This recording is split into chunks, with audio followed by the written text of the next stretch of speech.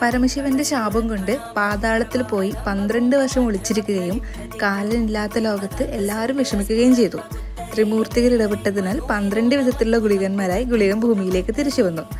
ശിവാംശജാതനായ ഗുളികൻ ജീവജാലങ്ങളുടെ മരണസമയത്ത് ജീവനെ കൊണ്ടുപോകുന്ന ദേവനാണെന്ന് വിശ്വസിക്കപ്പെടുന്നു. പുറംകാലൻ എന്നും ഗുളികന് പേരുണ്ട്. കാലൻ, അന്തകൻ, യമൻ, കാലാന്തകൻ എന്നീ പേരുകളിലും ഗുളികൻ അറിയപ്പെടുന്നു. ചുരുക്കത്തിൽ പറഞ്ഞാൽ ഇതാണ് ഗുളികൻ തെയ്യത്തിൻ്റെ ഐതിഹ്യം. ജനനം മുതൽ മരണം വരെ ചെറുതും വലുതും നല്ലതും ചീത്തയുമായ എല്ലാ കർമ്മങ്ങളിലും ഗുളികന്റെ സാന്നിധ്യം ഉണ്ടാകുമെന്ന് പറയപ്പെടുന്നു. ഗുളികന്റെ പുറപ്പാടാണ് കേട്ടോ ഈ കാണുന്നത്. ചമയത്തിൽ കുരുത്തോല തന്നെയാണ് പ്രധാനം. ദേഹത്ത് അരിച്ചാന്ത് പൂശി 3 കറുത്ത വരകളുമായിട്ടാണ് ഗുളികന്റെ വേഷം. നല്ല മെയ്വഴക്കമുള്ളൊരു കലാകാരന് മാത്രമേ ഗുളികൻ അതിമനോഹരമായിട്ട് കെട്ടിയിടാൻ പറ്റുള്ളൂ കേട്ടോ. മുടിയും വെച്ച് പൊയ്ക്കാലിൽ നടക്കുന്ന ഗുളികന്റെ വിശേഷങ്ങളുമായിട്ട് അടുത്ത വീഡിയോയിൽ കാണാം.